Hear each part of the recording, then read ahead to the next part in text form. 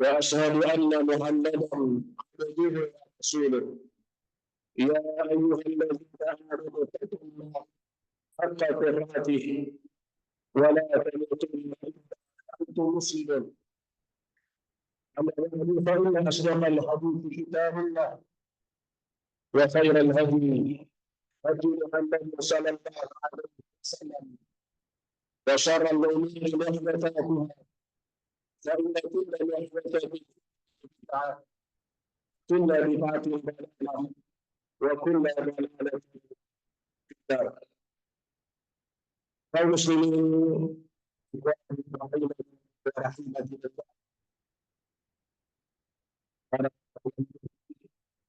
para ayah yang semoga senantiasa diberikan hidayah dan taufik dari Allah Subhanahu wa taala. Alhamdulillah pada tidak ada rasa syukur yang lebih besar kecuali kita memuji Allah Subhanahu wa taala.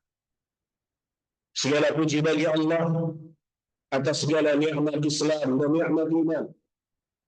Segala puji bagi Allah dengan dikaruniakannya seorang dengan anak-anak yang dia cintai dia. Segala puji bagi Allah yang telah menyatukan hati para ayah, hati para ibu, senantiasa bertanggung jawab kepada anak-anak mereka. Salawat dan salam semoga senantiasa tercurahkan kepada Rasulullah Sallallahu Alaihi Wasallam, sosok terbaik dalam hidup kita. Tidak ada di dunia ini, tidak ada seorang manusia pun yang bisa kita pastikan dia sukses dalam mendidik keluarganya. Dia berhasil dalam mendidik anak-anaknya, kecuali sosok yang bernama Muhammad bin Abdullah alaihi salatu wassalam. Tidak ada manusia yang lebih sukses daripada beliau. Tidak ada manusia yang lebih mengerti bagaimana cara menanamkan pendidikan kepada anak-anaknya. Karena Nabi Shallallahu Alaihi Wasallam Allah sertakan bersamanya wahyu. Karena Nabi Shallallahu Alaihi Wasallam Allah turunkan kepadanya petunjuk dan bimbingan.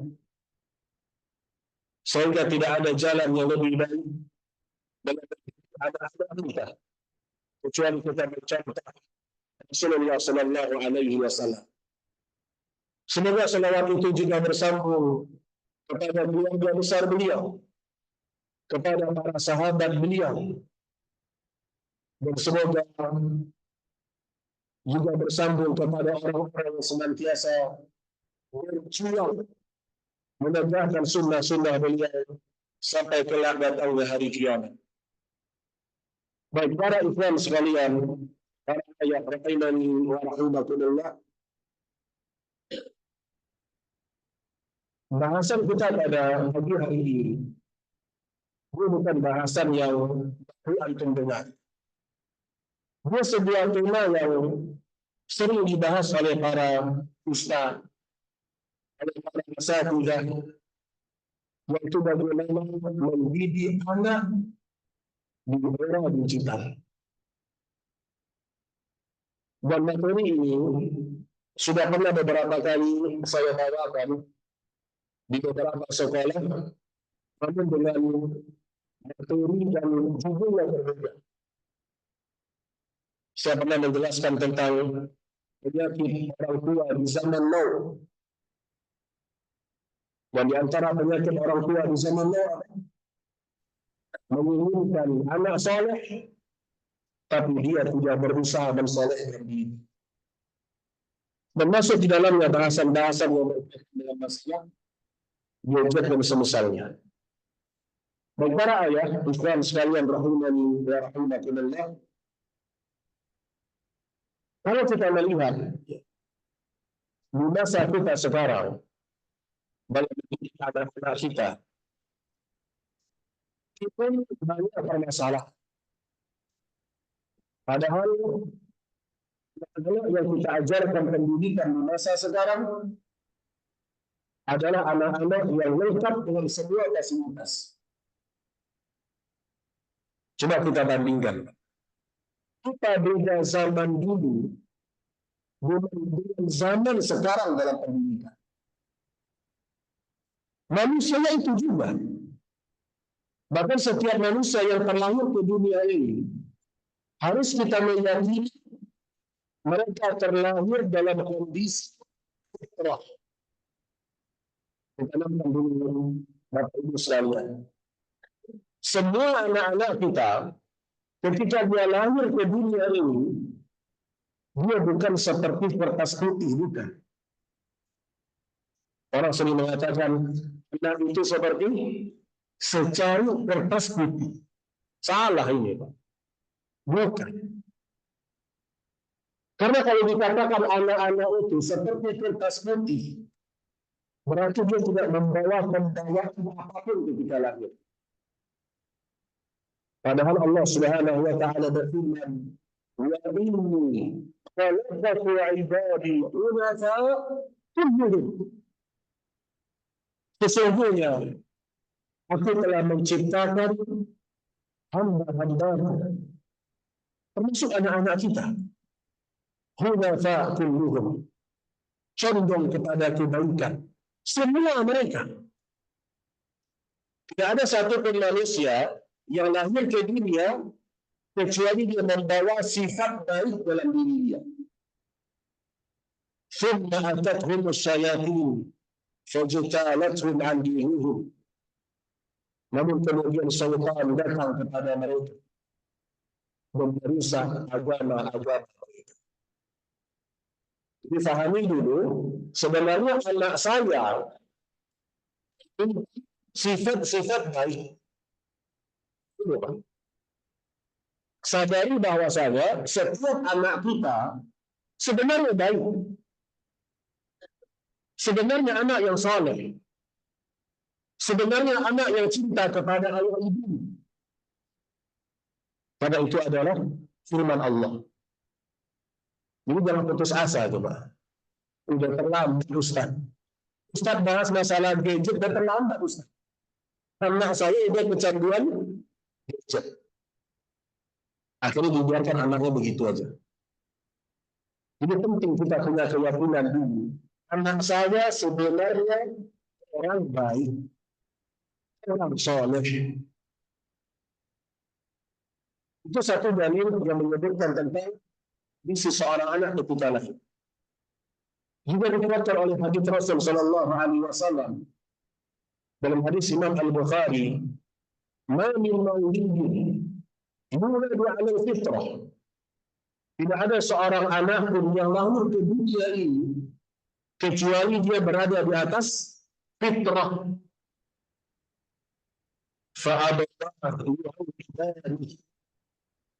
Tetapi ayahnya menyahudikan dia. Dia tepat. Jangan buru-buru menyalahkan anak. Jangan buru-buru menyalahkan teman anak kita. Karena Nabi menyebutkan dalam hadis, bisa jadi anak itu rusak justru karena bapaknya. Justru karena ayahnya. Nabi mengatakan itu. Anak terlahir dalam kondisi fitrah. Namun ayahnya yang menyahudikan dia. Namun ayahnya telah menyeserahkan dia. Namun ayahnya telah menajusikan dia. Oh iya, terlalu jauh memang, Pak. Kalau saya katakan itu menyahudikan anaknya terlalu jauh. Insya Allah tidak. Tapi kalau membuat anak candu kepada HP, bisa jadi. Kebiasaan kita di rumah, anak kita melihat kita berjam-jam dengan HP, itu ada pengaruhnya, Pak. Ada pengaruh. Sebagaimana kalau seorang anak, dia melihat ayahnya selalu bersama dengan Al-Quran. Ada nggak pengaruhnya, Pak? Ada. Pasti ada pengaruh. Karena orang akan berubah kondisi hatinya dengan apa yang dia lihat, apa yang dia dengar, dan apa yang dia rasakan. Ada sebagian anak, dia tidak candu HP, tapi dia lihat ayah ibunya setiap ngomong sama dia ada gadget di sebelah. Ketika makan sama-sama keluarga ada gadget di sebelah. Maka kata para ulama, sebelum kita menyalahkan orang lain tentang kondisi anak kita, hendaklah seorang ayah melihat sudah sejauh mana saya memberikan pengaruh kepada anak-anak yang saya cintai. Baik para ayah, rahimani wa rahimakumullah, sebelum kita berbicara tentang pendidikan anak di era digital, sebenarnya judul kajiannya apa, Pak? Apa judul kajiannya? Mendidik. Ya, ada kalimat Rasulullah ya, mana? Apa gimana? Meneladani Rasulullah dalam mendidik anak di era digital. Ini sebenarnya judulnya agak-agak kurang pas. Kenapa? Karena disebutkan era digital, disebutkan Rasulullah. Mungkin yang lebih tepat adalah mendidik anak di era digital. Karena Rasulullah Shallallahu Alaihi Wasallam tidak hidup di era digital, tidak hidup Nabi SAW. Tetapi walaupun Nabi tidak hidup di era kita, sebelum Nabi meninggal dunia, Nabi sudah memberikan inti-inti dalam pendidikan. Baik, pembahasan yang pertama,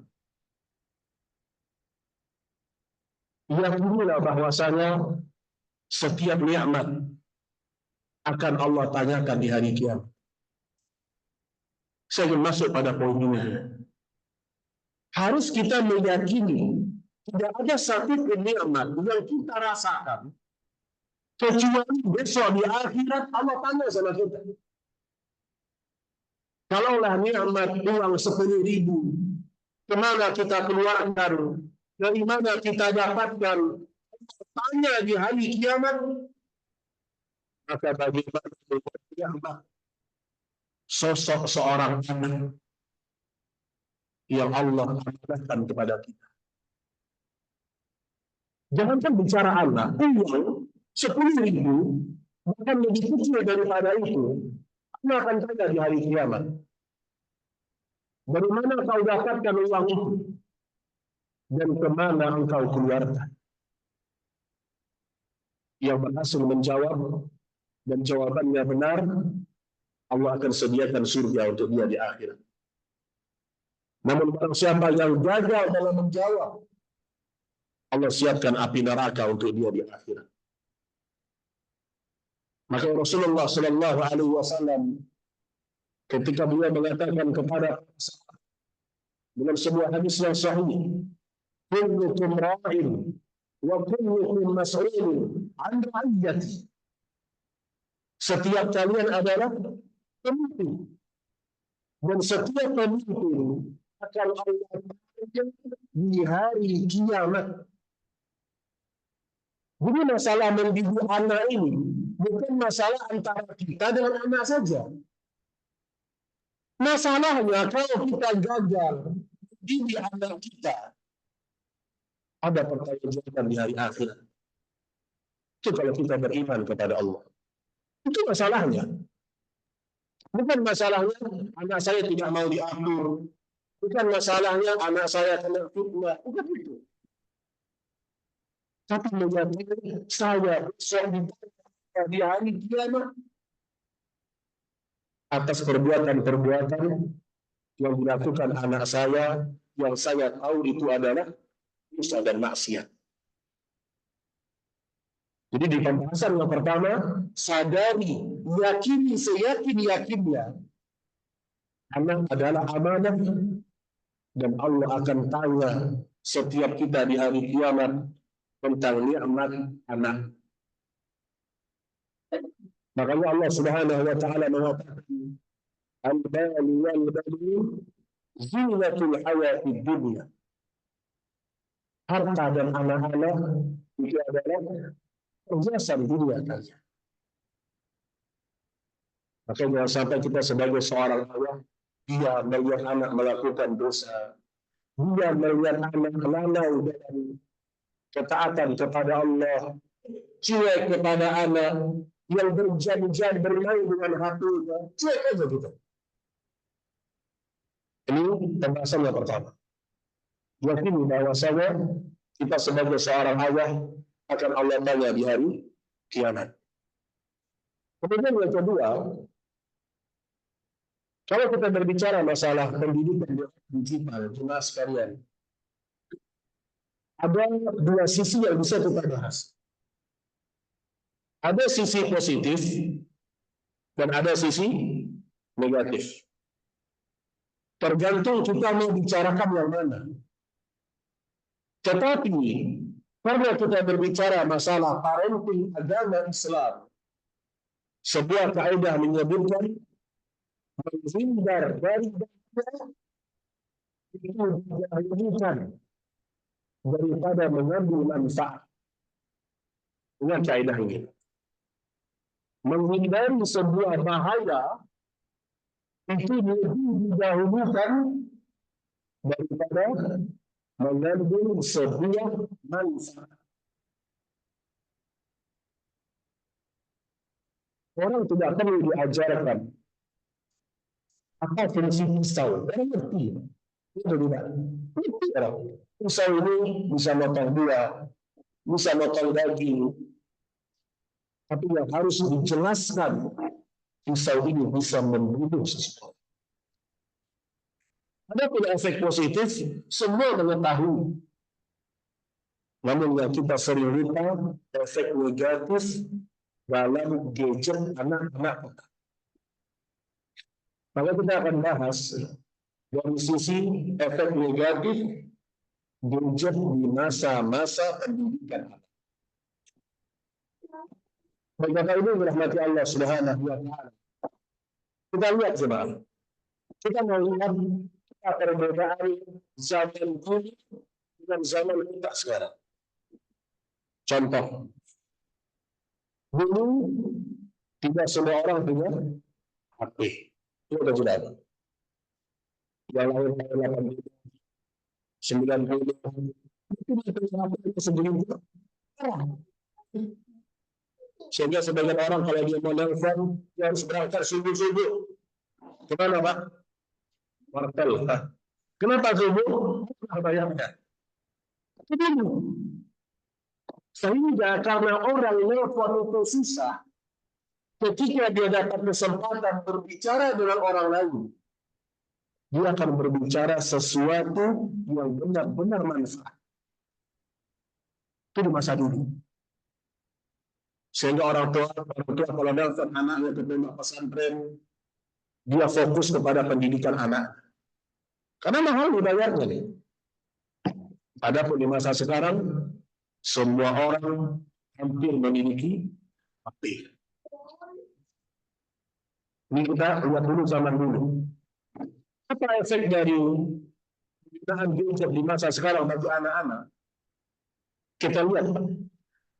Anak-anak di masa sekarang, karena adanya HP, gadget, yang mudah diakses kemana-mana, banyak anak-anak itu tidak sabaran. Jiwa anak-anak kita kurang sabarnya. Kenapa? Semua instan semua. Lapar, tinggal ngapain? Tinggal buka GoFood. Sambil santai duduk, tinggal pesan, datang makanan. Anak sekarang nggak mau sabar. Kalau kita dulu lapar, minimal masak dulu. Atau pergi dulu. Ada effort, ada usaha. Dan ambil contoh, banyak anak-anak tidak sabar di masa sekarang gara-gara gadget. Dalam segala lini aktivitas anak-anak. serba ingin instan, serba ingin cepat. Kemudian dengan adanya gadget di masa sekarang, sebagian anak-anak dia tidak lagi bersosialisasi kepada orang yang ada di luar. Kalau kita dulu, Pak, ini kalau kita ya di masa-masa sebelum ada HP, kita kalau naik angkot atau nunggu orang nunggu kita ngurus sesuatu ke departemen pemerintahan atau kita ke rumah sakit, ada orang duduk di sebelah kita tegur atau tidak? Tegur. Dari mana, Pak? Karena kita tidak punya HP. Kita akan bersosialisasi dengan orang-orang di sekitar kita. Lihat anak-anak sekarang. Tidak ada rasa menghargai. Tidak ada rasa menghormati. Masuk angkot atau masuk kemana, duduk di mana, ada orang tua di sebelah, tidak peduli. HP. Itu tidak. Kurang sosialisasi anak-anak di masa sekarang gara-gara gadget. Mereka sibuk dengan dirinya sendiri, sehingga terkadang mereka tidak peduli orang yang berada di sekitar mereka. Bahkan ayahnya atau ibunya sendiri, tidak pedulinya. Banyak anak ketika diambil HP-nya, dia tidak ngamuk. Ini fitnah di masa sekarang. Baik, Bapak Ibu dirahmati Allah Subhanahu wa taala. Bapak ikhwan rahimani wa rahimakumullah. Setelah kita menyadari bahwasanya dalam Islam meninggalkan keburukan lebih didahulukan daripada mengambil manfaat, maka dalam mendidik anak-anak harus ada pembatasan. Dan kalau kita bicara masalah parenting, baru sekarang parenting ini. Ilmu orang-orang dulu, ilmu parentingnya tidak banyak, tapi perhatiannya maksimal. Orang-orang tua dulu, ilmu parentingnya tidak banyak, tapi perhatiannya maksimal sama anaknya. Contoh, Pak. Orang sekarang parenting di mana-mana, ya atau tidak? Ada parenting yang jurus 1, jurus 2, jurus 3, tapi praktek keseharian 0. Kalau orang dulu ketika anaknya nangis, apa yang dia lakukan? Dia ambil anaknya, dia jurus. Dia timang-timang. Ada interaksi dengan anaknya. Kalau anaknya masih nangis, dia bawa keluar rumah. Dia ajak mungkin ke taman. Sehingga anaknya diam. Anak sekarang nangis gimana orang tua? Anak nangis nih, kalau seorang ibu, paling dia bawa stroller, gerobak bayi.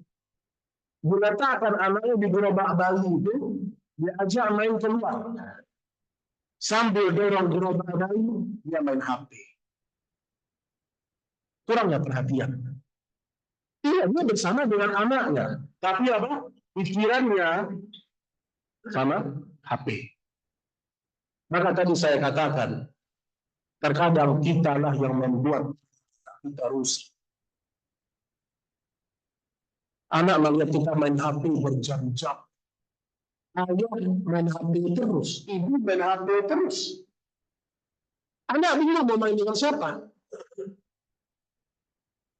Makanya para ulama menyebutkan bahwasanya mendidik anak di masa sekarang tidak ada yang lebih besar, tidak ada yang lebih penting daripada keteladanan. Tidak ada. Kita mau bahas parenting celah apapun, intinya satu. Fa'abawah yuhawidani, kata Nabi. Ayahnya telah meyahudikan dia. Maksudnya apa? Kalau tidak sampai meyahudikan anak, minimal merusak kebaikan-kebaikan yang ada pada anak. Itu Nabi Shallallahu Alaihi Wasallam yang mengatakan. Kita sering menyalahkan, oh anak saya berteman dengan orang lain. Oh anak saya salah sekolahnya. Kita lupa, terkadang kita yang menjadi penyebab rusaknya anak-anak. Kan tadi anak kasih contoh. Kalau seorang anak melihat ayahnya di rumah baca Quran, dan itu yang sering dia lihat, masa nggak pengaruh pada hati anak? Masa nggak pengaruh kepada jiwanya anak, keimanannya anak? Tapi yang jadi masalah, anak melihat kita berjam-jam dengan HP kita, berjam-jam dengan TV kita, berjam-jam dengan laptop kita. Sehingga anak pun terpengaruh gara-gara perbuatan kita. Baik para ayah rahimani wa rahimakumullah, para salaf terdahulu, mereka merangkumkan untuk kita beberapa poin dalam tarbiyatul aulad. Ada sebuah kitab judulnya Tarbiyatul Aba li Abna'i. Pendidikan bapak untuk anak-anaknya. Maka sekarang kita akan fokus kepada poin sosok ayah dalam rumah tangga dan dalam hidup anak-anak kita. Bapak Ibu rahimani wa rahimakumullah, disebutkan bahwasanya Allah Subhanahu wa taala berfirman dalam surah An-Nisa, "Ar-rijalu qawwamuna 'ala an-nisa bima faddala Allah ba'dahum 'ala ba'd wa bima anfaqu min amwalihim." Ini perhatikan ayat ini. Ar-rijal qawwamuna 'ala an-nisa. Laki-laki adalah pemimpinnya para wanita dengan apa yang telah Allah berikan pada mereka. Al-Imam Al-Qurtubi ketika beliau menjelaskan tentang makna qawwam, beliau mengatakan seorang suami, seorang ayah, dia punya tanggung jawab besar untuk memerintahkan anak Allah. Itu poin pertama itu. Memiliki rasa tanggung jawab. Kadang-kadang yang menjadi rusak rumah tangga, rusak anak-anak, tidak ada kesadaran tanggung jawab pada diri seorang ayah. Padahal tadi kita sebutkan, kalau anak itu adalah sebuah nikmat, jangankan nikmat yang besar, nikmat kecil, dia akan tanya kita di hari kiamat. Bagaimana dengan nikmat seorang anak, 2 orang anak, 3 orang anak?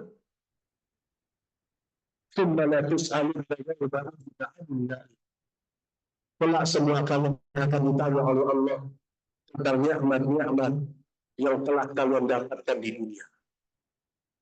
Jadi kita punya power, Pak. Kalau kita lihat anak kita sudah candu dengan gadget, kita harus punya sikap. Bagaimana cara dia supaya keluar dari rasa candu tadi? Dan subhanallah ya, tadi saya melihat beberapa artikel atau beberapa tulisan, bahkan ini langsung dari orang-orang kafir. Orang-orang kafir yang langsung meneliti. Mereka mengatakan, anak-anak usia 0, artinya di bawah 1 tahun, tidak butuh kepada HP. Itu tegas mereka katakan. Anak usia 0 sampai 1 tahun tidak butuh kepada HP. Oh, anak memang nggak butuh, Ustaz. Tapi saya butuh. Soalnya anak nangis terus kalau nggak dikasih HP, ya nggak mau diam. Inilah di antara kurangnya sabarnya orang tua. Memang anak kalau kita nggak kasih HP, kita harus punya effort lebih bersama dia. Maka tadi saya katakan, dari awal harus kita punya rasa tanggung jawab dan ini urusan kita dengan Allah di akhirat. Kita tanamkan baik-baik. Kemudian mereka mengatakan, anak usia 1 tahun sampai 2 tahun, walaupun dikasih HP setengah jam, Pak. Lihat anak-anak kita, keponakan kita, dari pagi sampai siang, lihat HP. Sehingga banyak anak-anak masuk SD ngomongnya masih delay. Terlambat ngomongnya, Pak. Terlalu banyak melihat screen HP. Dan beberapa anak yang saya tahu, anaknya sudah kelas 7, kalau sudah kelas umur 7 tahun, umur 8 tahun, tapi ngomongnya benar-benar, Pak. Kenapa? Sejak kecil udah dikasih HP. Sehingga anak ini jarang ngomong, jarang interaksi. Ini gara-gara pendidikannya salah. Kemudian di usia di bawah 5 tahun, mereka mengatakan 1 jam. Itu kalaupun yang dikasih 1 jam. Dan usia SD tidak boleh lebih dari 2 jam cukup bersama pengawasan. Ini teori orang kafir, Pak. Orang kafir, tulis ini kenapa? Mereka melihat efek buruk dari gadget. Dan terkadang orang kafir, mereka berbicara keburukan hanya pada tahapan kesehatan, kata para ulama. Oh, nanti bisa merusak matanya, nanti merusak kejiwaannya. Orang kafir, ketakutannya kepada fisik membuatnya ini seperti ini. Bagaimana dengan seorang muslim? Seorang muslim lebih banyak yang dia khawatirkan. Apa yang anak saya lihat di HP tersebut? Dan kita berbicara anak usia SD sekarang. Anak usia SD. Dari mana anak kita kenal kalimat-kalimat kotor? Dari mana anak-anak kita kenal kalimat-kalimat kasar? Kalau bukan sebagian dari gadget. Jadi gadget. Maka tadi kita nggak berbicara manfaat. Manfaat udah jelas. Informasi semua bisa didapat. Maka sekarang udah ada generasi apa? AI. Sekian detik jadi apa yang diinginkan orang. Itu menyedihkan. Dia ada manfaat, tapi di bawah pengawasan. Dan sedikit saya ingin memberitahu bahwasannya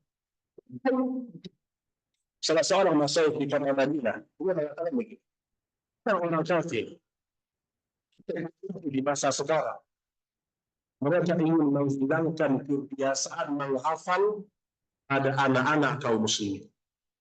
Sekarang, Pak, sudah mulai ada orang mulai membicarakan apa? Orang sudah mulai mengatakan, untuk apa menghafal? Contoh menghafal. Karena semua sekarang sudah ada di Google.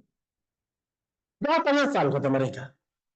Sementara pendidikan salaf, pendidikan Islam itu bermula dari hafalan. Orang-orang Barat, mereka ingin menjauhkan kaum muslimin dari metode menghafal ilmu. Mereka mengatakan tidak perlu menghafal sekarang. Yang penting memahami. Sehingga sekarang anak-anak sebagian mereka malas menghafal. Karena semua sudah ada. Bukan lebih hebat daripada ya. Semua lengkap. Apa yang nggak ada sekarang? Informasi lengkap, informasi cepat. Tapi asal itu tetap tidak boleh dilupakan dari diri seorang anak. Kenapa? Karena menghafal itu adalah dari ini. Maka jangan sampai anak-anak antum malas menghafal. Apalagi menghafal Al-Quran. Malas dia. Hafal hadis sudah lengkap semua ada di media sosial. Makanya kalau kita berbicara masalah pendidikan, kita berbicara bagaimana bermuamalah anak-anak kepada PHP mereka. Dan ada beberapa ya Nasihat yang disebut oleh para ulama salaf. Mereka mengatakan ini anak di era digital. Telah dimulai dari sabda Rasul Sallallahu Alaihi Wasallam, yaitu urusan salat. Dia nggak berubah. Mau era berapapun, mau teknologi sehebat apapun, tetap ada fondasi-fondasi pendidikan, yaitu salat. Usia 7 tahun, perintahkan dia salat. Usia 10 tahun, dia tidak salat, maka berikan dia pukulan pendidikan. Di era manapun. Dan kita tidak butuh dengan anak yang cerdas teknologi, tapi nggak mengerti tentang agamanya. Coba pikir-pikir Bapak Ibu atau para ayah. Kita ini didik anak kita biar apa sebenarnya? Apa saya mendidik anak saya? Kalau cuma sebatas supaya besok mereka mandiri, supaya besok mereka bisa punya pekerjaan yang mandiri, pekerjaan yang hebat. Kalau sebatas itu, nggak perlu menjadi seorang muslim. Orang kafir lebih hebat. Tapi kita berharap setelah kita mati, ada anak-anak yang mengatakan, Rabbi firli wa walidayya warhamhuma kama rabbayani shaghira. Coba impian kita. Tidak ada yang lain. Maka Imam Ahmad pernah ditanya, wahai Imam Ahmad, siapa wanita-wanita yang mandul itu siapa? Jawabannya para ulama, tentu bukan jawabannya para ulama. Kata Imam Ahmad rahimahullah, orang yang mandul adalah orang yang punya banyak, tapi tidak ada satu pun yang bermanfaat di hadapan Allah Subhanahu wa Ta'ala. Anak banyak, tak ada satu pun ketika kita mati yang mengatakan Rabbi firli wa walidayya. Ada. Itulah orang yang mandul sebenarnya. Para ayah rahimani wa rahimakumullah, maka mulailah dari urusan salat. Dibina urusan salat anak-anak kita. Kemudian setelah urusan salat, perhatikan bagaimana dia bermuamalah atau bermain dengan HP-nya. Ini penting. Ada beberapa tips ya yang bisa kita lihat bagaimana mengatasi anak-anak ketika kecanduan HP. Yang pertama tadi, jadilah contoh yang baik di depan anak-anak. Saya ada seorang ikhwan. Dia cerita, anak saya Ustaz, memang dari kecil tidak pernah kami kasih HP. Tidak pernah, Pak.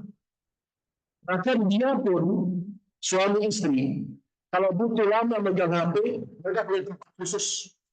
Nggak depan anak. Mungkin antum ada kerjaan, butuh waktu lama bersama gadget, tapi tempat khusus. Sampai seperti itu, Pak. Dan kami baru merasakan hasilnya, Ustaz, setelah anak kami di usia bermayis, usia SD. Dia nggak suka dengan HP. Kalau dia butuh mainan, kami ajak dia main bola. Kalau dia butuh mainan untuk cukup mobil, dia bahagia anaknya. Cuman masalahnya, kalau Anda sudah candu dengan HP, itu yang membuat mereka susah lepas. Susah. Makanya pertama, kita harus cari waktu dan tempat khusus kalau ingin lama-lama dengan HP kita. Entah kita di kamar, tapi di depan anak jangan dengan HP. Supaya kita biasa interaksi dengan mereka. Sampai kadang-kadang ada seorang anak mengatakan, kok ibu main HP terus? Kok ibu main HP terus? Kok ayah main HP terus? Anaknya bingung mau ngapain. Akhirnya anak dibelikan HP dan sama-sama rusak. Apalagi anak kalau sudah usia SD. Usia kelas 5, kelas 6, sudah. Ayah hanya sibuk di kamar dengan HP, anaknya di kamar dengan HP, ibunya di dapur dengan HP. Itu rumah udah kayak kuburan. Nggak ada interaksi. Ini fitnah ini, Pak. Ini bisa merusak. Kemudian yang kedua, perbanyak aktivitas bermain sama anak. Ya benar, kita ini seorang ayah, ada kesibukan. Ada sekarang istilah itu fiberless. Yang ngurus anak itu hanya ibu aja. Ayah cukup nyari uang. Enggak, tetap kita sebagai seorang ayah, kita pertama, kita pulang kerja tanya sama istri kita. Anak udah diajarkan apa aja tadi. Ketemu sama anak tanya. Mungkin ada interaksi dengan anak kita. Kenapa? Kalau dia tumbuh dalam ketaatan kepada Allah, ini untuk kita, itu masalah. Makanya Nabi Shallallahu Alaihi Wasallam ketika mendidik seorang yang bernama Ibnu Abbas, masih kecil Ibnu Abbas, tapi Nabi berikan kata nasihat. Ya gulam, ya anak, ittaqillah yahfadka. Wahai anakku, jagalah sang Allah. Allah akan menjagamu. Itu sampaikan sama anak-anak kita, Pak. Mereka SD sudah ngerti itu. Sudah ngerti mereka. Biasakan kalimat-kalimat thayyibah kepada anak kita. Jazakallah khairna, barakallahu fi. Kalau dia sakit, minta supaya dia minta sama Allah kesembuhan. Kalau dia minta uang jajan sama kita, kita ajarkan, nah minta dulu sama Allah. Supaya hatinya bergantung sama Allah. Ini kalau anak-anak usia SD, kita bentuk dia menjadi benar-benar tidaknya kokoh. Ada sebagian anak, akidahnya tidak kokoh. Akhirnya tinggal-tinggal sekolah terus. Masuk sekolah ini, nggak cocok dengan gurunya, pindah sekolah. Jiwanya rapuh. Pindah sekolah lagi, nggak cocok dengan ibu kantin, pindah sekolah. Itu terjadi dong. Nggak cocok dengan kelas, pindah sekolah. Sampai saya tahu ada anak 7 kali pindah sekolah. 7 kali pindah sekolah. SD-nya 7 kali. Tapi ya orang tuanya nggak ngerti. Kenapa? Orang tua bilang, ya Ustaz, dia nggak betah karena teman-temannya jahat. Dia nggak betah karena gurunya begini. Dia nggak betah karena begini. Orang tua nggak paham. Anaknya seperti itu, jiwanya rapuh. Jiwanya rapuh. Akidahnya nggak kuat anak itu. Lihat Bapak Ibu, apa yang Nabi katakan kepada Ibnu Abbas? Wahai Ibnu Abbas, kalau seandainya seluruh manusia ingin memberikan manfaat kepadamu, mereka nggak mampu. Kecuali apa yang Allah takdirkan untukmu. Itu anak kecil, Pak. Yang berusia belum balik pada waktu itu. Bahasanya kayak gitu Nabi. Wahai anakku, kalau semua orang ingin memberikan bahaya sama kamu, mereka nggak mampu, kecuali apa yang Allah takdirkan untukmu. Pernah nggak kita menanamkan tidak seperti ini sama anak kita? Makanya para sahabat yang masih kecil, kalau kita lihat di perang Badar, Pak, ada beberapa sahabat yang masih kecil, ketika Nabi tahu mereka ingin ikut perang, Nabi larang mereka. Ada Abdullah bin Abbas, Abdullah bin Umar, ada Usaid bin Khalid, kemudian beberapa sahabat yang lain ingin ikut perang Badar. Bayangkan. Usia mereka masih kecil, dilarang sama Nabi Shallallahu Alaihi Wasallam. Dan ada salah seorang anak yang dia itu adiknya Sa'ad bin Abi Waqqas. Adik dari Sa'ad bin Abi Waqqas. Usia dia 16 tahun. Ketika Nabi melarang anak-anak kecil ikut perang Badar, adiknya Sa'ad bin Abi Waqqas dia sembunyi. Dia takut ketahuan Nabi dilarang sama Nabi. Usia 16 tahun, Pak. Mau ikut jihad. Bayangin. Anak kita jihad juga, tapi mungkin jihadnya. Anak kita jihad. Mental anak kita lemah, Pak. Mentalnya para sahabat umur 15 tahun. Sudah siap jiwanya untuk apa? Berperang di jalan Allah, Pak. Yang mungkin jiwa seperti ini tidak dimiliki oleh seorang ayah yang berumur 50 tahun pun sekarang. Ketika Nabi menemukan dia, Abunya Sa'ad bin Abi Waqqas, Nabi larang dia ikut perang. Dia nangis. Dia menangis, ya Rasulullah, izinkan aku ikut perang. Akhirnya diizinkan dia perang, dan dia mati syahid di perang Badar. 16 tahun. Itu akidah dan keyakinan. Siapa yang mendidik? Rasulullah Shallallahu Alaihi Wasallam. Hasilnya seperti itu. Oleh karena itu, ya, kita biasakan untuk bermuamalah dengan anak kita, terutama anak ayah, sediakan waktu khusus untuk main sama anak kita. Kita akan menumbuhkan rasa kasih sayang di antara kita. Kemudian yang ketiga,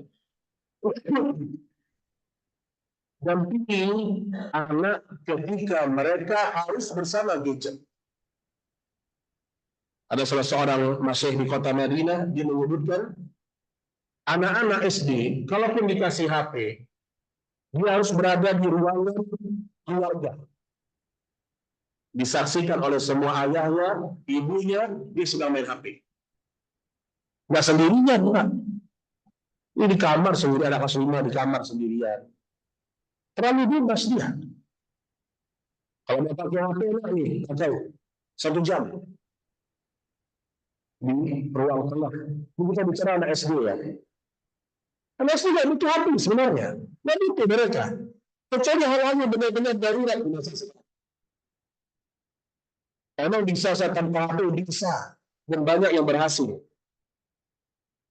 Bukan tidak memakai HP, tapi benar-benar ada waktu yang dibatasi. Sehingga dia tahu, saya punya waktu 1 jam.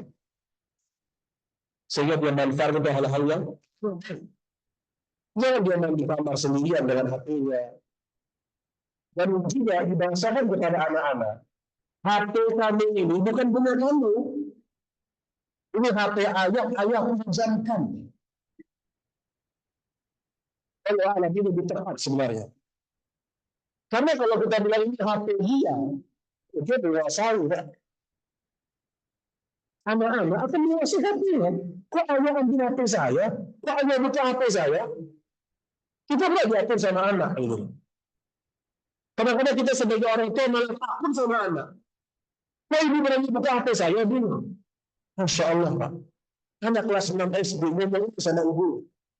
Kok ibu nggak izin sama saya? Karena dia merasa memiliki privasi. Padahal anak-anak itu di bawah penguasaan kita. Itu yang ngatur. Kita lihat ya, anak, kalau kita biasakan dia memiliki sekehendak dia, ketika kita memberikan dia sesuatu, dia lebih banyak protesnya. Itu bisa cek coba. Kalau kita punya anak, kita nggak kasih pilihan. Nah, masukin dia marah, nanti apa yang ayah ambil itu untuk kamu. Dia akan nurut, dia akan terbiasa nurut sama ayahnya. Tapi kalau dia dibuat bebas, HP dia, semua bebas, dia akan lebih banyak. Yang ini, aku mau yang ini. Cuma yang ini, bukan yang ini. Anak-anak kecil. Makanya kalau kita mendidik anak-anak kita yang punya kekuasaan. Kita yang punya kekuasaan. Karena begitu dalam Islam, Pak. Sampai dia balik, dia sudah berakal, mengerti dengan maslahat dan mudarat, maka gugurlah kewajiban kita. Tapi sudah kita tanamkan pondasi-pondasi kebaikan sejak kecil. Jangankan anak-anak, Pak. Kita aja, kita ngomong kita. Yang ngerti dengan maslahat dan mudarat, kadang-kadang juga rusak gara-gara tapi itu kita.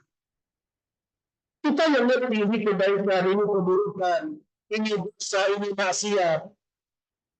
Masih sering lalai gara-gara ngerti. Apalagi anak SD yang nggak ngerti mana dosa, mana maksiat. Walaupun nanti hanya sekedar pemahaman kecil. Makanya butuh arahan. Makanya Nabi Shallallahu Alaihi Wasallam memberikan itu sebuah kalimat statement yang jelas. Usia 7 tahun perintahkan dia sholat. Itu berlaku pada semua kebaikan. Setiap 10 tahun sampai dengan pukulan dan gaya mendidik seperti ini sudah diterapkan di beberapa negeri Timur Tengah. Anak-anak SD itu kan, kalau hafalannya tidak kuat, dipanggil sini. Siapa yang tidak salat subuh? Angkat tangan. Di depan. Pukul tangan. Ada rasa di hati mereka. Saya salah. Anak sekarang gimana? Mau disalahkan. Nggak mau disalahkan. Dan kita terikut dengan gaya mereka. Akhirnya muncul sebuah kalimat, jangan ucapkan kalimat ini ke anak. Jangan ucapkan kalimat jangan ke anak. Allah mengatakan kepada Luqman, la tusyrik billah. Ya Luqman, sampaikan kepada anakmu, jangan berbuat syirik. Ya Luqman, sampaikan kepada anakmu, la tusa'il khabbaka linnas. Wahai anakku, jangan engkau sombong di muka bumi. Tidak ada kalimat ini, tentu ada. Makanya sekali lagi saya ingatkan bahwasanya yang inilah anak-anak kita ketika mereka bersama dengan gadgetnya. Yang ini mereka duduk di sebelah mereka. Anak merasa diawasi. Dan kita, Pak, sebagai hamba Allah, kita juga boleh berlebihan. Itu kan di sebelah saya, Ustaz. Nanti kalau nggak ada saya, dia bermaksiat. Jangankan anak-anak, engkau juga begitu. Kita berlebihan. Kita akan ditanya oleh Allah dengan zahir yang kita lihat. Itu aja. Ada sebagian orang, dia nggak mau. Saya nggak mau begitu, Ustaz. Nanti anak saya di belakang saya, dia melakukan maksiat. Konsep agama jelas, Pak. Allah hanya akan hukum kita dengan apa yang kita tahu, apa yang kita dengar, apa yang kita lihat. Kalau di belakang kita anak kita mungkin melakukan maksiat, kita nggak boleh tanggung jawab. Yang penting depan ayah, kamu jangan begitu. Itu yang kita butuhkan. Tapi anak-anak sekarang kan enggak. Mau depan ayahnya, depan ibunya, mau sendirian, tetap dia tidak hormat kepada orang tuanya. Minimal depan kita, dia menghargai kita. Jadi itulah jadi seorang muslim. Kita hanya mengikuti yang kita lihat, yang kita dengar, itu saja. Adapun nanti di belakang kita dia seperti apa, itu kita serahkan kepada Allah urusannya. Makanya kita tidak bisa menggenggam anak kita seperti itu. Kita doa sama Allah. Rabbana hablana min azwajina wa dhurriyyatina qurrata a'yun waj'alna lil muttaqina imama. Sekarang ya anak dengan kita batasi penggunaan gadgetnya. Nanti SMP gimana? Terus mereka dengan HP. Pendidikan juga butuh dengan HP sekarang. Teknologi semakin canggih. Tapi paling tidak di usia 6 tahun ini, kalau Allah tanya kita di hari kiamat, kita sudah melakukan hal yang maksimal dalam hidup kita. Jadi saya ingatkan nanti sekali lagi, pendidikan ini kita lakukan untuk kita bisa menjawab pertanyaan di hadapan Allah. Itu aja, Pak. Bukan yang lain.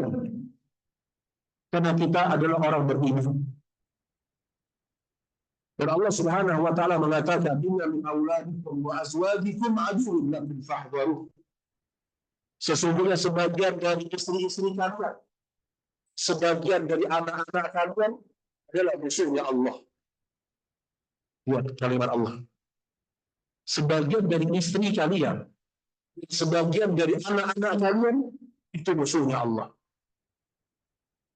Betapa banyak orang yang rusak agamanya karena istrinya. Berapa orang yang rusak agamanya karena anaknya.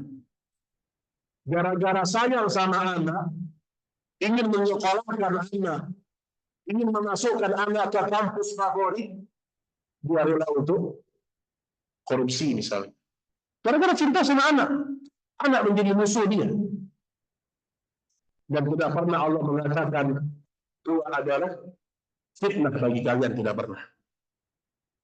Yang jadi fitnah itu apa? Anak. istri. Dua itu, Pak. Dan Allah mengatakan fahdharu, waspada kalian. Ini jangan sampai gara-gara sayang sama anak, justru kita semakin jauh dari Allah Subhanahu wa Ta'ala. Dan subhanallah, ya, berlaku firman Allah dalam pendidikan anak ini adalah al-jaza min jinsil amal.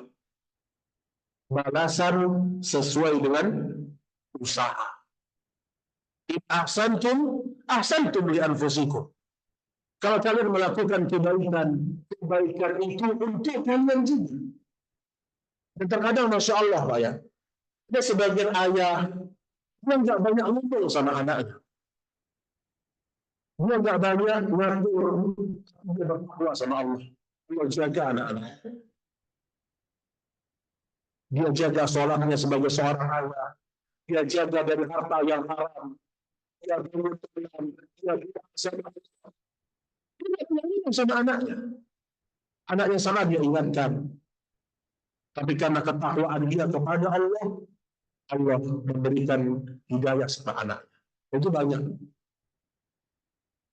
Banyak para ulama dulu, karena ketakwaan mereka, anak-anak mereka Allah solehkan semuanya.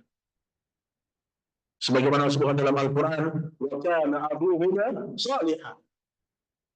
Ada salah seorang anak yatim yang ditinggal mati oleh ayahnya, dan ada harta di bawah rumah tersebut.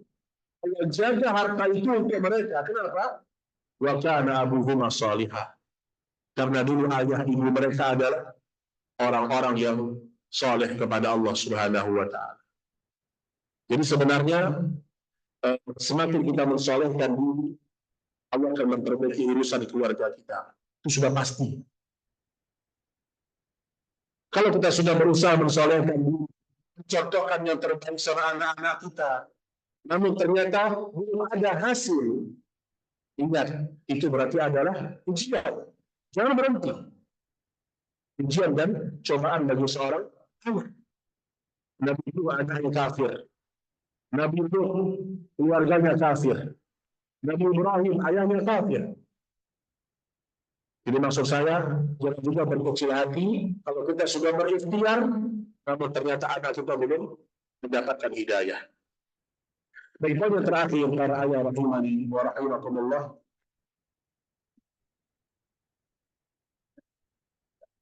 Dalam pendidikan anak di masa era digital ini, kalau kita lihat dari sisi positifnya saya di akhir, justru kalau kita pintar dan pandai memaksimalkan teknologi di masa sekarang, ketaatan kepada Allah itu lebih dipermudah. Mudah. Contoh misalnya anak-anak di masa sekarang ingin menghafal Quran. Sekarang lebih mudah. Banyak aplikasi yang bisa memudahkan mereka menghafal Quran. Bahkan ada aplikasi itu, satu ayat bisa diulang 100 kali. Ulang-ulang ayat itu tinggal dengar.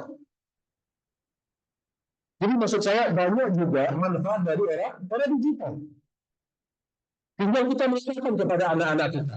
Mak, kalau teman kami yang ini, nih, Yufid nggak, Pak? Itu teman anak-anak.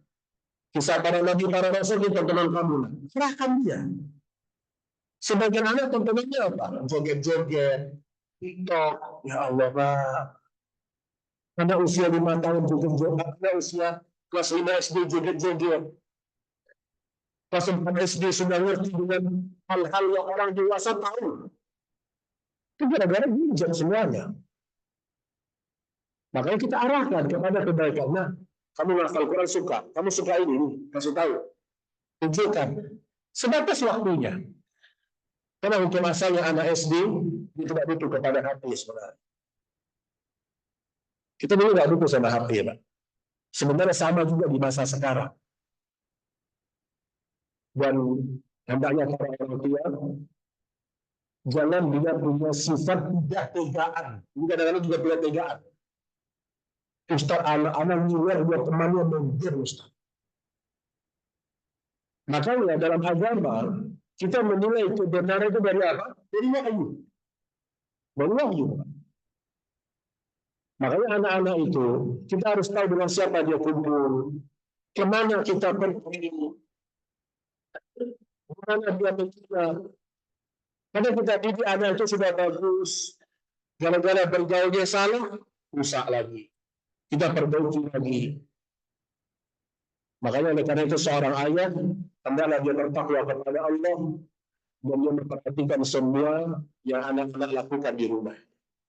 Allah Ta'ala alam bisawab. Ini mungkin sekilas materi kita pada pertemuan kali ini.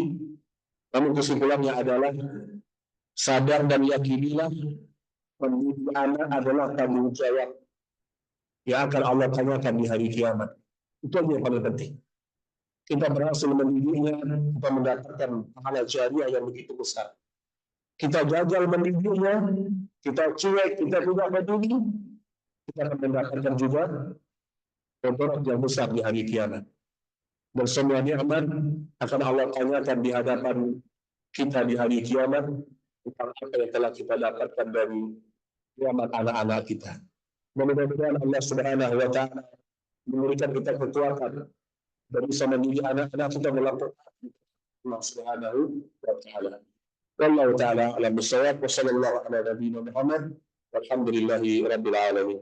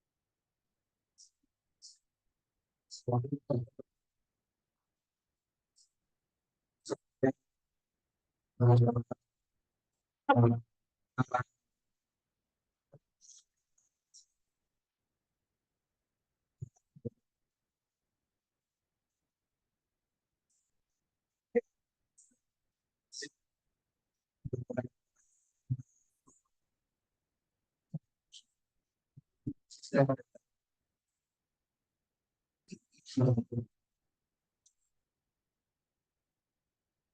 masuk.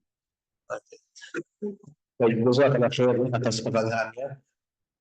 Yang pertama berkaitan dengan bagaimana nanti kalau pada akhirnya anak kita praktek dengan teknologi.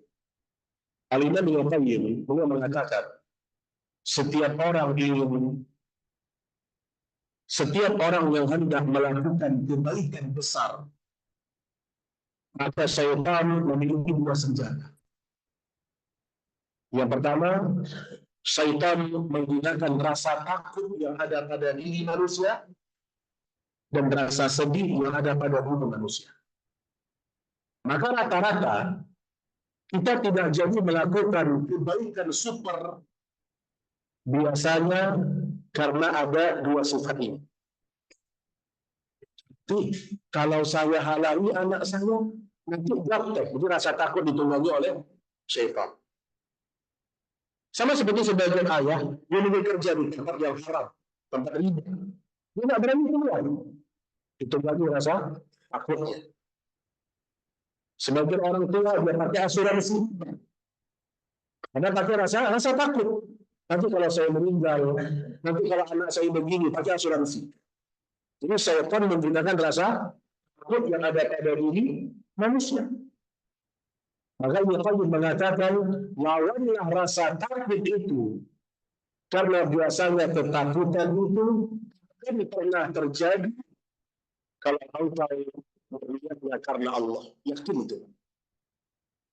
Masa gara-gara kita batasi anak kita main HP, supaya dia melihat yang halal, supaya dia mendapatkan ridhonya Allah, tidak mungkin Allah kita jaga masa depan. Sudah jelas. Itu akibat. Jadi jangan sedikit-sedikit kita khawatir. Anak saya dapat. Tak mempelajari ilmu itu sebentar coba.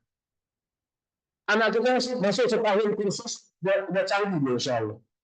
Apalagi mungkin besok tahun-tahun berikutnya lebih canggih lagi teknologi. Sekarang orang mau buat apa aja hitungan detik atau tidak. Gampang. Tetapi yang perlu ditanamkan keyakinan.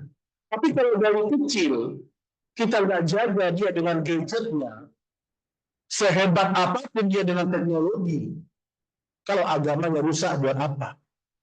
Untuk apa? Kita nggak kekurangan orang hebat, Pak. Banyak orang-orang hebat duduk di kursi-kursi yang spesial. Tapi apa yang mereka lakukan? Melakukan kerusakan di muka bumi. Yang kita butuhkan adalah anak-anak kita memang dari kecil dia mengerti. Dia jauh dari hal-hal yang sia-sia, jauh dari hal-hal yang berbau dosa dan maksiat. Insya Allah usia kedepannya Allah akan jaga dia. Jadi Allah mengatakan wa may yattaqillah yaj'al lahu makhrajan. Barang siapa yang bertakwa kepada Allah, Allah berikan dia jalan keluar dari pintu manapun. Dan banyak juga anak-anak ya, dia mungkin dari kecil di pesantren. Tapi ketika dia dewasa, dia juga nggak gaptek, Pak. Dia juga nggak gaptek. Maka sebagai ustaz dari kecil di pesantren, tapi ketika dia mengikuti karir dakwah, dia terlibat dalam channel YouTube-nya misalnya. Itu dia. Kalau dia pelajari. Jadi maksud saya, jangan perlu khawatir dengan nanti dia nggak ngerti dengan teknologi, karena itu semua bisa dipelajari. Tapi kalau dia sudah rusak dari kecil, itu yang bisa membuat dia terpuruk sampai dia dewasa. Dari kecil sudah suka main game, sudah nggak mau belajar, kita ada bisa. Kemudian yang kedua, ya sebenarnya anak memang sudah tidak di yayasan lagi. Walau kemarin semenjak anak berangkat ke Madinah sama ke Yaman, anak lepas dari yayasan supaya ya bebas lah Pak ya, supaya nggak ada tanggung jawab dan nggak ada perasaan merasa berdosa kalau tidak rutin ke sekolah gitu. Tapi insya Allah Taala arahnya akan tetap istiqamah di atas sunnah Nabi Sallallahu Alaihi Wasallam karena insya Allah ya kepala sekolah yang ada baik yang SD atau SMP mereka berjuang untuk menegakkan sunnah Nabi Sallallahu Alaihi Wasallam. Tinggal nanti mungkin kalau ada hal-hal yang mungkin yang kurang kembali dikonsultasikan, ditanyakan. Karena hukum asalnya pemilih Ar-Rahmanun mereka ingin menegakkan sunnah Nabi Sallallahu Alaihi Wasallam. Ya, jadi kita sama-sama untuk menjaga sekolah di atas Al-Quran dan As-Sunnah. Dan saya paling tidak ada kajian sebulan sekali lah ya. Kadang rutin, kadang tidak, tapi ada, insya Allah masih ada dengan sekolah ya. Walau tidak seintens yang dulu. Jadi intinya kalau ada hal-hal yang dirasa tidak sesuai dengan sunnah, orang tua silakan langsung tanyakan kepada guru atau langsung kepada ketua yayasan juga nggak apa-apa insyaallah taala. Wallahu a'lam bishawab.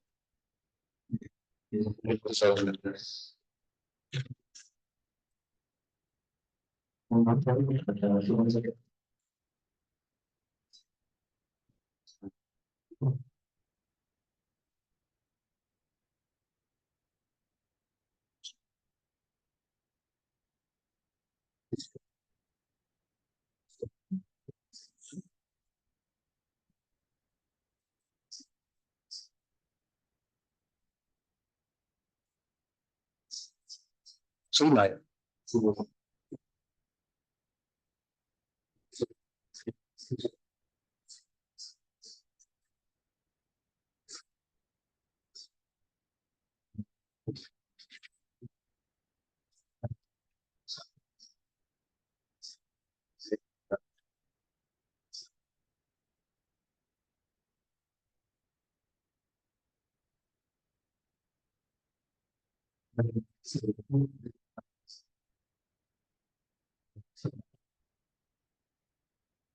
Oh.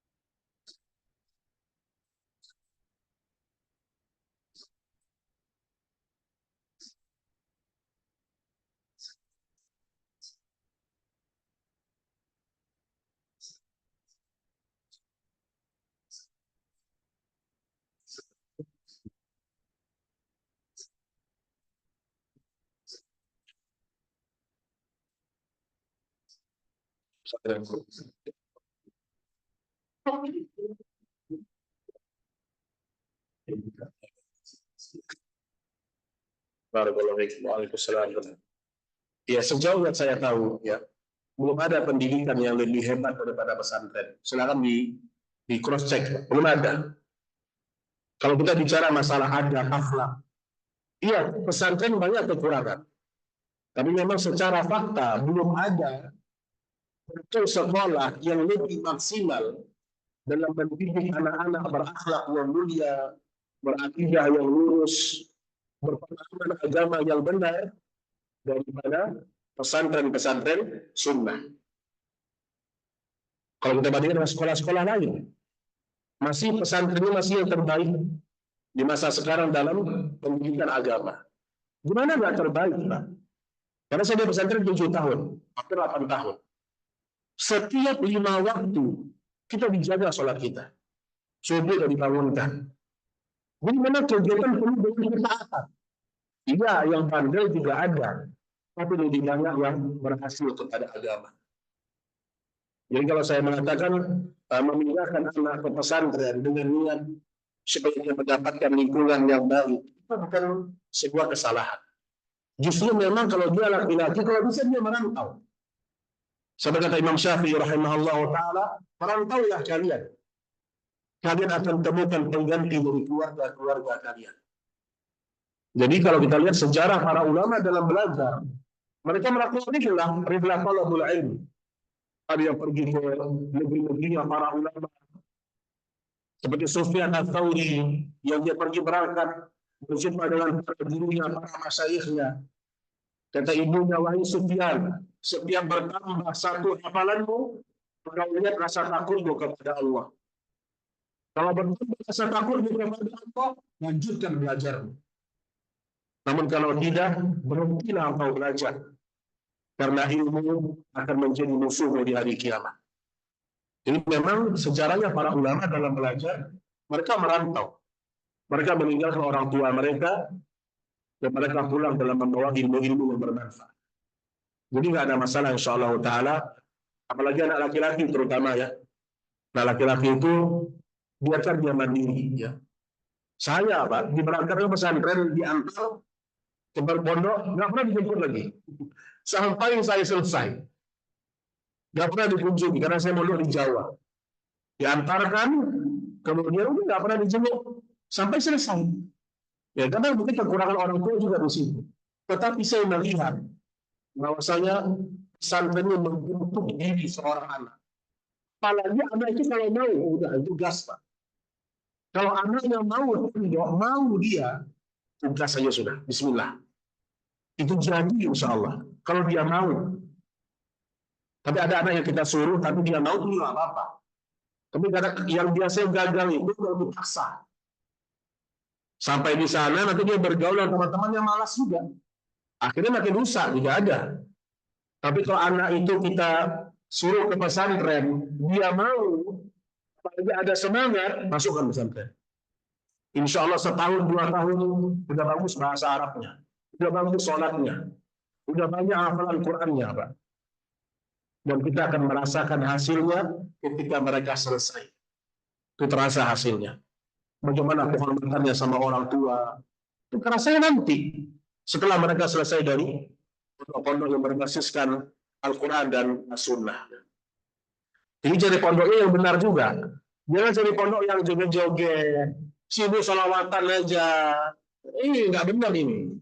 Cari pondok yang Quran Sunnah. Yang ngajarkan tahfizul Quran. Sahabat. Akidah yang lurus. Dan sekarang pondok-pondok pesantren. Mereka juga hebat dalam bidang-bidang ilmu dunia. Ada beberapa adik kelas saya, jebol di kedokteran UI ada, di UGM ada, tapi agama udah bagus. Jadi kita masukkan anak ke pondok itu, bukan semua jadi ustaz, enggak. Nggak mesti jadi ustaz, jadi orang bertakwa dia. Mau dia besok jadi polisi, mau dia jadi pengusaha, yang penting agamamu nomor satu lah. Dan pembentukan itu di usia-usia itulah. Jadi nggak mesti dia jadi ustaz ya, nggak mesti. Dia jadi pengusaha. Banyak juga teman-teman saya sekolah ke Madinah, pulangnya nggak jadi ustaz. Jadi bos travel, kita juga. Jadi bos kurma juga, ya, Pak. Tapi dia bertakwa, dia berdagang takwa, jujur.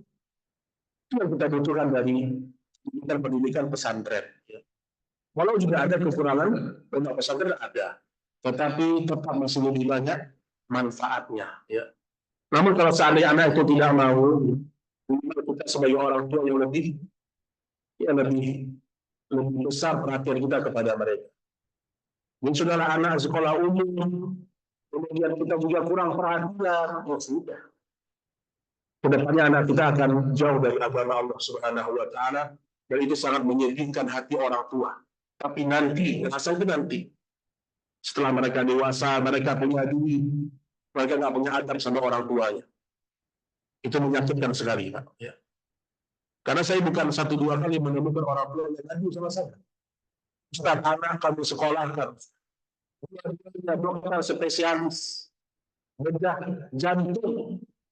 Setelah mereka dewasa, saya ibunya dilempar pakai kipas angin kalau berantem. Ilmu udah dokter. Dan tidak mesti dokter, semua profesi seperti itu. Kalau tidak ada ilmu agama, tidak ada kebahagiaan orang tua kepada anak-anak yang seperti ini. Wallahu ta'ala alam bisawab.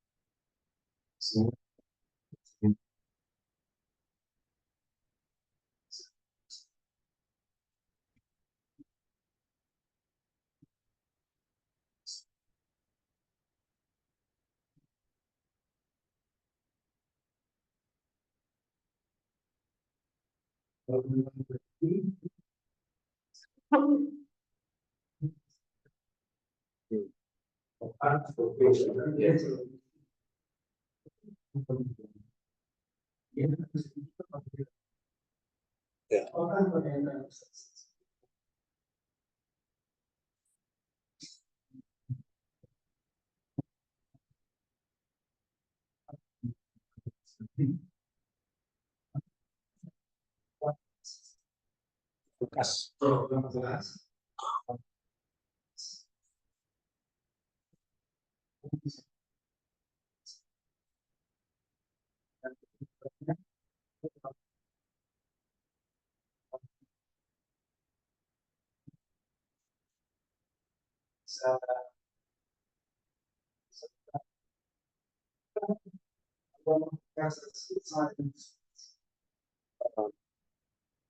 Baik, terima kasih.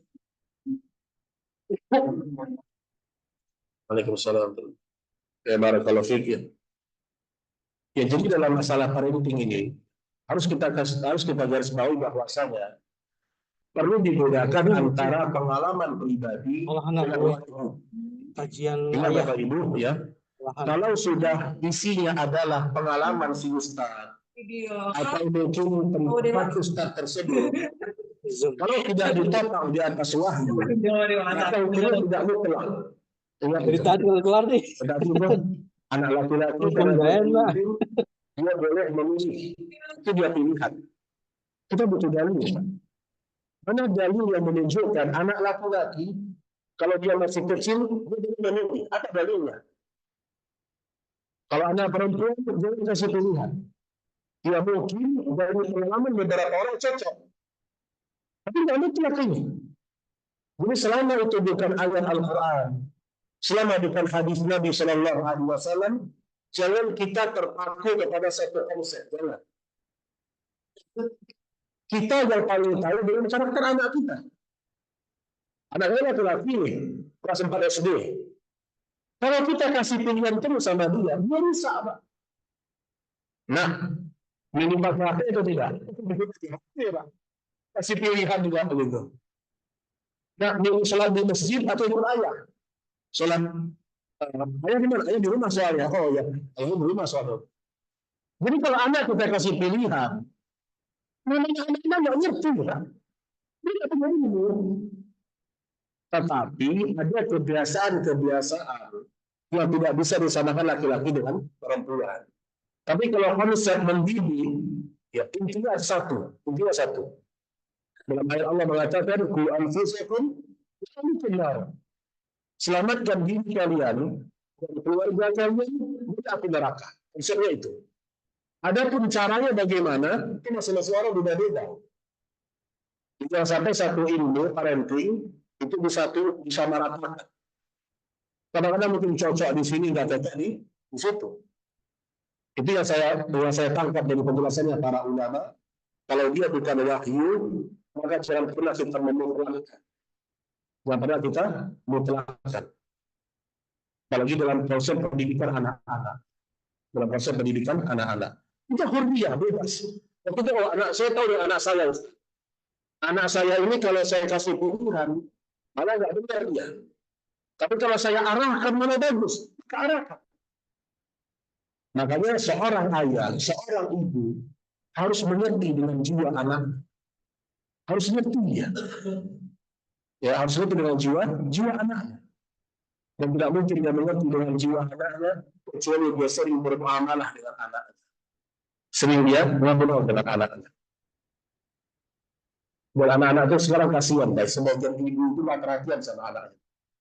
Dulu ibu-ibu itu kalau ingin mendidik anaknya, gimana caranya? Dibacakan bagian dongeng atau kisah. Ya. Ustaz, tapi saya nggak bisa cerita, Ustaz. Ya, ini buku-buku kisah anak-anak. Sebelum dia tidur bacakan. Itu pendidikan yang bagus sekali, Pak. Sampai anak itu tertidur dalam kondisi itu dia menceritakan. Ada kasih sayang di hati anak. Ibu saya setiap malam begini. Kalau sekarang kan enggak. Anaknya sih tidur begini. Pejat. Karena ayahnya begitu juga masalahnya. Anak ini semua melihat kita, Pak. Ayah sering ke masjid, anak akan merasa ikut. Maka saya katakan tadi, tidak ada cara terbaik dalam parenting itu kecuali agama. Maka Allah mengatakan, laqad kana fi Rasulillah uswatun hasanah. Rasul tidak akan berhasil mendidik sahabat sampai Rasul orang pertama yang mencontohkan. Antum lihat, semua yang Nabi perintahkan, Nabi nomor satu dulu melakukan. Semua yang Nabi perintahkan, Nabi yang paling hebat melakukan. Ketika Nabi mengatakan sebaik-baiknya sholat adalah sholat yang paling lama berdirinya. Tidak ada orang yang lebih lama berdiri kecuali Nabi Sallallahu Alaihi Wasallam.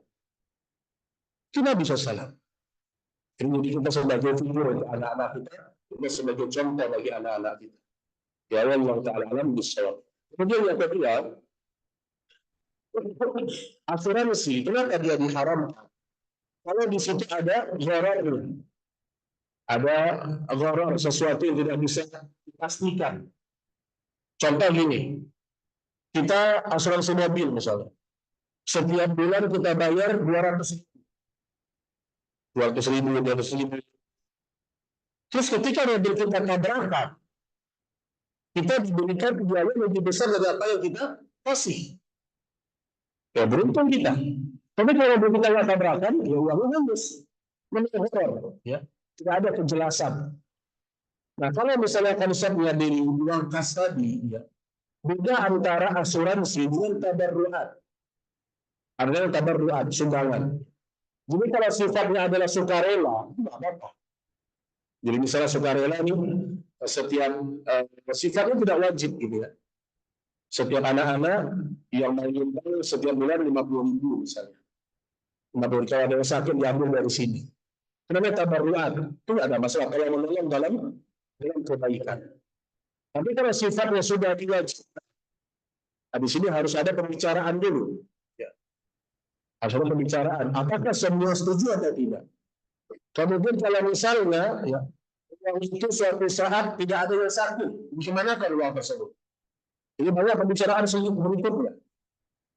Makanya yang paling sering ulama katakan, yang jelas-jelas halal ketika tidak ada sifat harus setiap bulan. Tapi sifatnya sukarela. Sifatnya sukarela. Ya. Allah Ta'ala alam ya bisawab.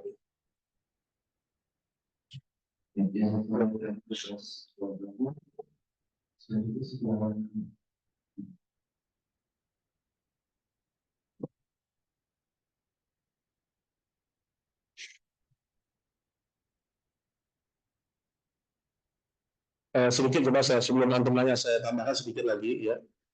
Sama juga seperti misalnya hutang budi. Yang sukarela tidak riba. Contoh gini, Bapak pinjam sama saya uang 1 juta. Tapi tahun 2000. Tahun 2000 antum punya uang 1 juta sama saya. Antum lupa bayar sampai 2024. Berapa tahun dulu? 24 tahun belum bayar. Terus aku kata, Ustaz, Anda lupa punya hutang dulu 1 juta.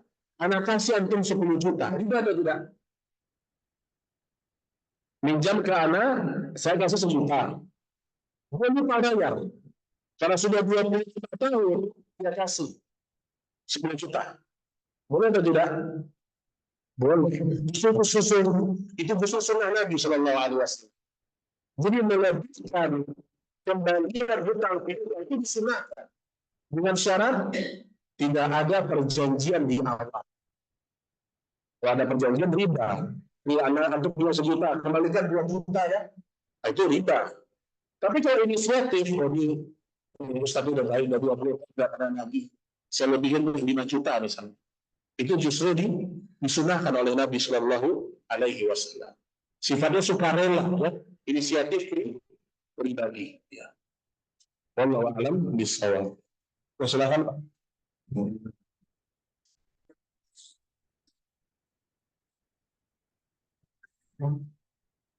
Kemudian kalau katakan yang kecil bisa misalnya punya mindset yang kita bisa jadi kita perlu mungkin saya di sini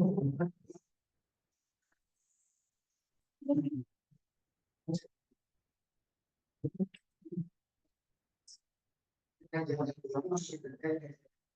untuk mulai sehingga begini sudah negara. Kalau ada itu, kalau dia mau, itu kan hanya semangat kita jadi sama untuk masih lagi. Kelas berapa ada Pak? Kelas 2. Ya itu salah Pak. Ya kita begini ya, kalau anak sudah ada di mindsetnya itu, kalau saya tidak termasuk kaya marah, ini satu prestasi sebenarnya Pak. Ini satu hal yang bagus. Ya. Kalau saya tidak termasuk kaya marah, kalau saya ngomong kotor, ibu marah, ini bagus. Kenapa ya? Ketika mereka masih kecil, kalau hanya sampai situ pemahaman mereka, itu sudah bagus sebenarnya. Nanti dengan semakin dewasanya mereka di usia mungkin kelas 5 SD, kelas 6, mulai pelan-pelan kita tanamkan. Bukan cuma ayah yang marah, tapi Allah juga marah. Jadi kalau dia punya mindset seperti itu sudah benar. Berarti kita sudah berhasil untuk menanamkan kepada dia rasa takut kalau meninggalkan sholat. Walaupun takutnya sama ayah dulu, nggak apa-apa. Sama kayak anak, karena dia bukan mukallaf anaknya. Karena anak-anak, dia belum terbebani syariat. Karena belum usia 15 tahun misalnya. Sama kayak anak-anak, dia menghafal Quran. Saya semangat menghafal Quran supaya diberikan mainan lagi, nggak apa-apa. Nggak apa-apa. Karena dia masih kecil. Jangan harus ikhlas, pahala, nggak ngerti dia, Pak. Nggak ngerti dia. Anak kecil. Makanya kata Ali bin Abi Thalib, berbicaralah kalian sesuai dengan akal-akalnya manusia, dengan pikirannya manusia. Dia ketika Nabi berbicara dengan Aisyah radhiyallahu taala anha, Aisyah sedang main kuda yang ada sayapnya. Aisyah masih kecil waktu itu, Pak. Karena usia 9 tahun sudah bersama Nabi Shallallahu Alaihi Wasallam. Kata Nabi, ya Aisyah, emangnya ada kuda yang ada sayapnya? Nabi ikut. Kata Aisyah radhiyallahu taala anha, kudanya Nabi Sulaiman. Jadi maksud saya Nabi Shallallahu Alaihi Wasallam menyebutkan pembicaraan dengan anak-anak yang diajak bicara. Jadi sesuaikan pembicaraannya dengan anak-anak kecil, nggak ada masalah. Anak kelas 3, kelas 4, itu mereka kadang-kadang masih ingin hadiah, ingin ini, apa di awal. Nanti setelah mereka mulai dewasa, dengan sendirinya, dengan ilmu yang mereka punya, hal yang baik, mereka akan mulai belajar untuk ikhlas, belajar untuk tulus dalam menghafal. Jadi karena hukum asalnya mereka juga tidak berdosa. Sama seperti sebagian sahabat mengatakan, Rasulullah melarang kami. Rasulullah melarang kami. Rasulullah benci dengan perbuatan kami. Mereka masih kecil anak-anak ini. Karena mereka tahu ada figur yang baik yang melarang mereka. Itu sudah sebuah prestasi. Malah jadi bahaya kalau misalnya anak nggak takut sama ayahnya, Pak. Yang penting depan kita, itu sudah saya bilang. Yang penting depan kita, dia soleh, udah cukup. Urusan di belakang, Pak, kita nggak punya kekuatan. Kecuali menasihati. Dan begitu kita hidup dengan orang lain juga. Kita punya sahabat, depan kita baik sudah. Berprasangka baik sama dia. Ada yang di belakang, ada itu bukan urusan kita lagi. Nahkum bil zawahir, kata Ibnu Qayyim. Kita menghukumi manusia dengan apa yang kita lihat, dengan apa yang kita lihat. Nah, dia itu pura-pura aja itu Ustaz. Ini kan udah bayangan-bayangan pribadi. Makanya Nabi Shallallahu Alaihi Wasallam menghukumi orang munafik dari perbuatan. Mereka nggak sholat isya ke masjid, mereka nggak subuh ke masjid. Nabi mengatakan ini orang munafik dari perbuatan. Ya, Allah Taala alam bisawab. Kemudian yang kedua, berkaitan apa tadi kedua?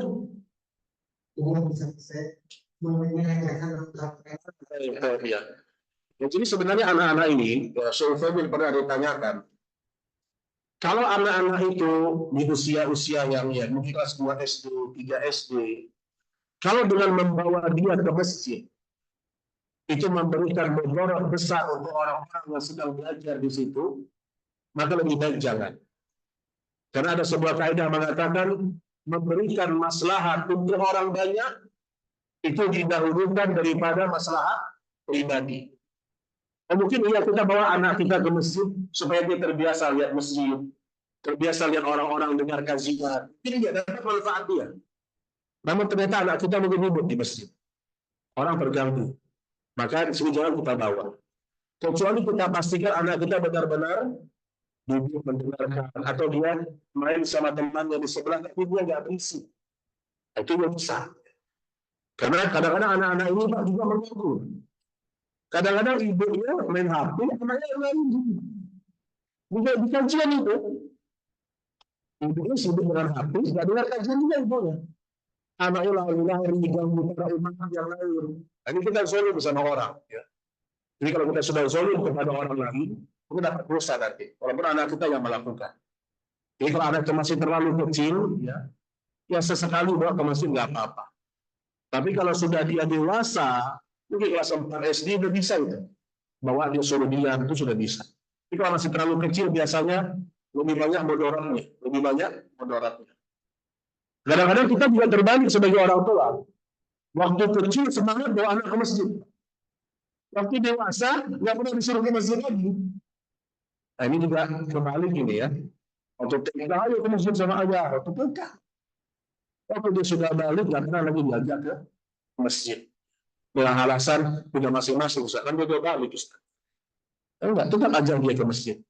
Wallahu ta'ala alam. Jadi dia kondisinya apa ya, kalau kita bisa mengatur dia, alhamdulillah. Tapi kalau misalnya anak kita malah mengganggu orang-orang yang hadir, kita bisa zalim kepada orang lain. Wallahu a'lam bishawab.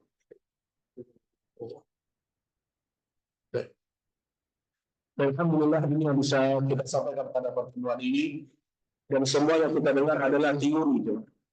Semua yang antum dengar tadi ini tidak akan bermanfaat kecuali apa yang antum praktekkan di rumah. Itulah agama Allah. Agama Allah adalah peringatan supaya kita mempraktekkan dalam kehidupan kita. Wallahu ta'ala alam bishawab. Semoga Allah Subhanahu wa ta'ala memberikan kepada kita semuanya keluarga sakinah, mawaddah warahmah, memberikan kepada kita istri-istri yang salehah, anak-anak yang saleh dan salehah. Dan semoga kelak ketika kita meninggal dunia, kita didoakan oleh orang-orang yang kita cintai dari keluarga-keluarga terdekat. Wassalamualaikum warahmatullahi wabarakatuh. Subhanakallahumma wa bihamdik, asyhadu an la ilaha illa anta, astaghfiruka wa atubu ilaik. Wassalamualaikum warahmatullahi wabarakatuh.